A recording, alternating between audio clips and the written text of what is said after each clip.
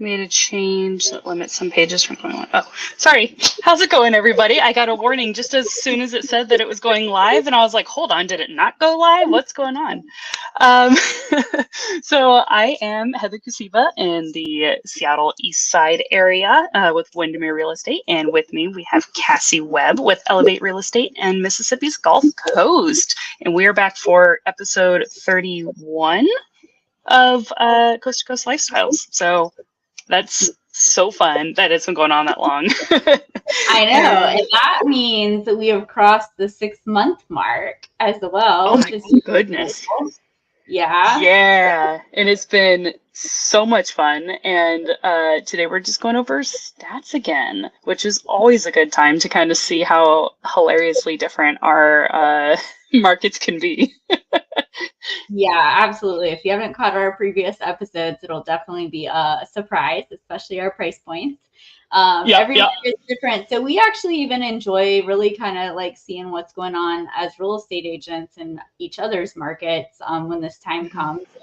We don't have any earth-shattering news today, but we are going to do a kind of more of a check-in and see how the summer is going so far.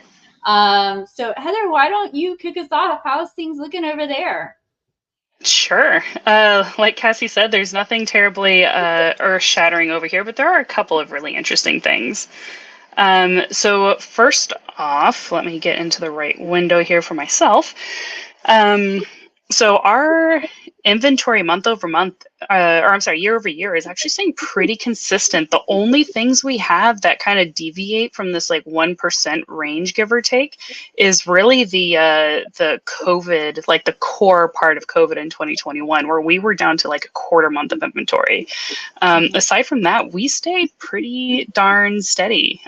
This, I'm sure with both markets, but I know with us, like this is when sellers are like really starting to come to the table is in May, because they're hoping to have their house sold by the time that their kids are getting out of school so that they can move during the summer when, you know, school's done and all that fun stuff. So that's that.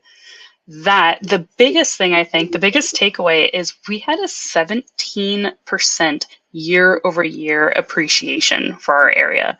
And again, this is Seattle's east side. So for those that know the area, this is Bellevue, Redmond, Kirkland, Sammamish. It goes through a few different places. So yeah, last year, I believe it was like 1.6 or something like that. And now we're at just shy of 1.7 million as our median home price. So that is super, just absolutely bonkers to me.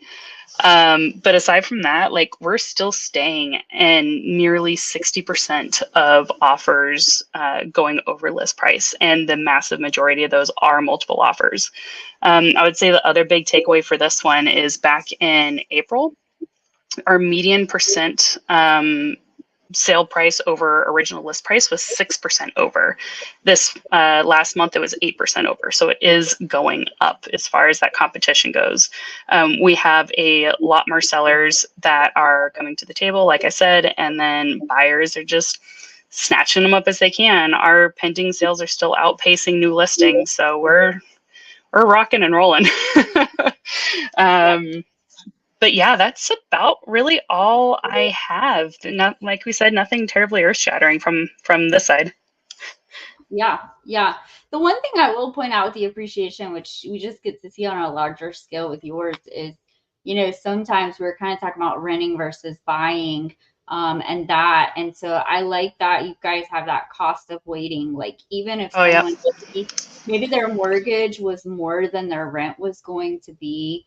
Perhaps maybe not in your area, but I know in our area, sometimes people are faced with a decision right now of actually paying more for a house note than they are for rent for something comparable.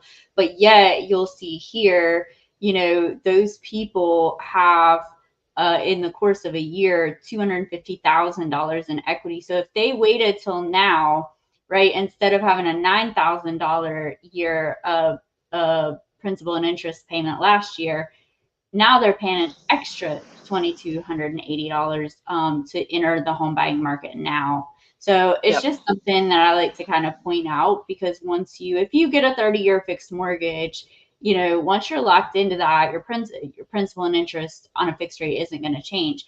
Your rent's going to keep going up, and house prices could potentially go up. Interest rates could go up, because I'm sure right now, we weren't doing this last year, but I'm sure if we were sitting at 6.43, we would be like, oh, they're probably coming down anytime soon, because that's what the economists were predicting. And had people waited, instead of buying then, those that did, for rates to come down, they still wouldn't have bought, because rates have went up. So definitely a bird in the hand versus two in the bush kind of a thing. So it definitely paid off for those people that, did take that leap last year. So, now exactly. let's get out of the millions and get back down to the 200s over here. But yeah, so this is Harrison County. It's a good example. It's certainly not the only county that we serve, but it's just a good example, because there are a lot of data for that county as opposed to some of the other ones. But so months of inventory. So you'll see here, we consider balance to be about 5 months, meaning if no houses came on the market, it'd take about 5 months to sell them all. Now, if y'all were for Heather, she's at 1 month. So she's like over here on the seller's market. Like if they keep going, they'll just be off the charts. They'll have to make another chart for it. But, so you'll see that we're right about, our inventory actually has went down a smidge. So we did creep a little more into the seller's market. List to sold prices up. Days on the market are a little bit longer. I had to kind of dig into the data a little bit. I think there's really just one thing that I want to point out this month, which is that days on market are going up. Sold price here is up a smidge actually, but it's still under 250. But this is what's interesting. If we come down here and we look at what the new listings, the new ones coming to the market, 410, and they're listing at 265. But if we look at all of the active listings, they're at 300 average. And so I actually trying to kind of look at this as to why this is happening, that because I'm seeing every day we're starting to have some price reductions, which we haven't been seeing as much on a consistent basis. And so I actually pulled the stats on how many expired, meaning, because it looks like we were listing around the 300 mark. Now we're listing in the 260s, but we're still listing higher than what the market is actually selling for, which would be that 248.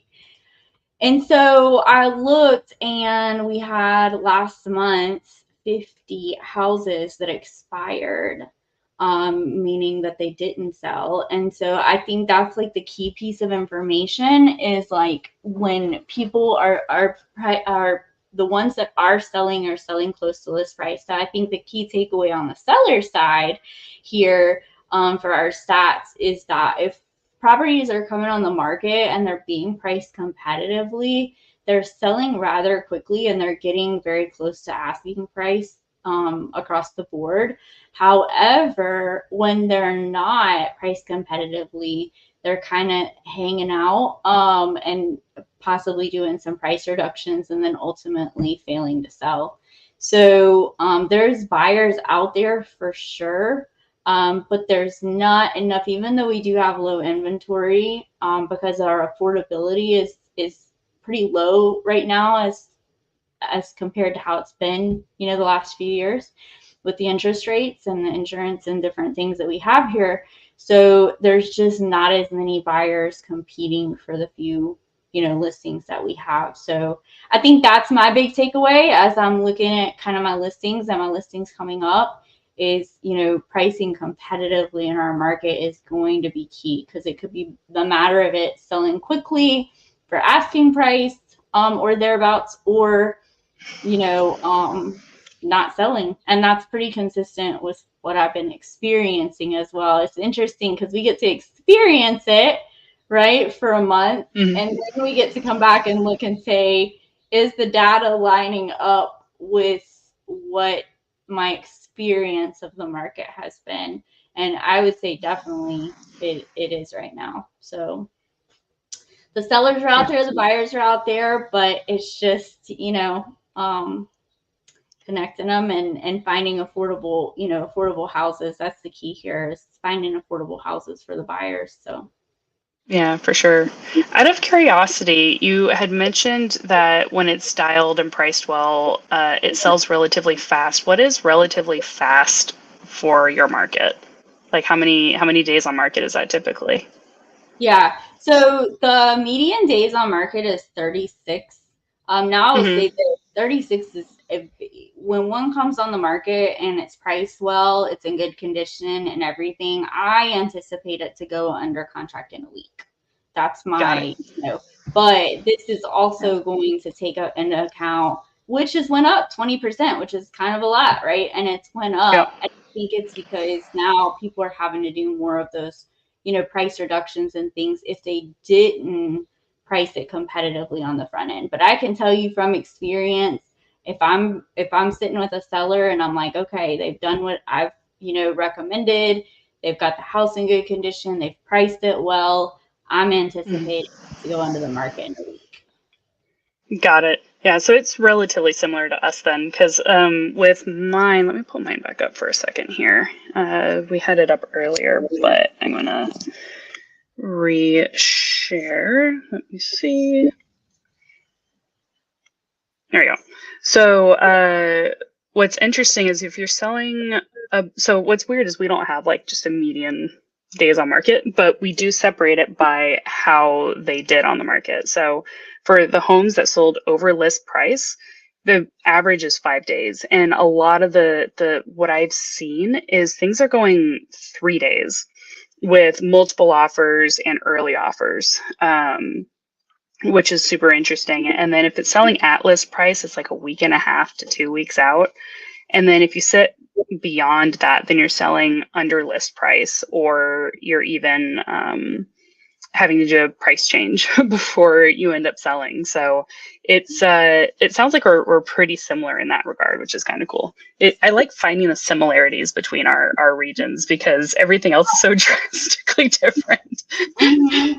Yeah, I mean that's the thing, is that it's just inevitable. Like if some time goes by and we're not getting a lot of activity, it's like, well, now we're potentially going to have to reduce the price and also or potentially get less than what we're asking. So it can very well be that you'll end up walking away with less, if you kind of go that route versus just kind of pricing it competitively to begin with.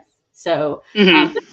we talk about everybody's different, and some people kind of have a more long game mentality, and some people are like, hey, let's get this done and get moved on. So it's certainly something that we talk about, all the scenarios, case by case, like what's best for them. But yeah, I would say that if our stats look a little different because they calculated a little different, but I bet Hmm. if we were apples to apples, it'd be very, very comparable.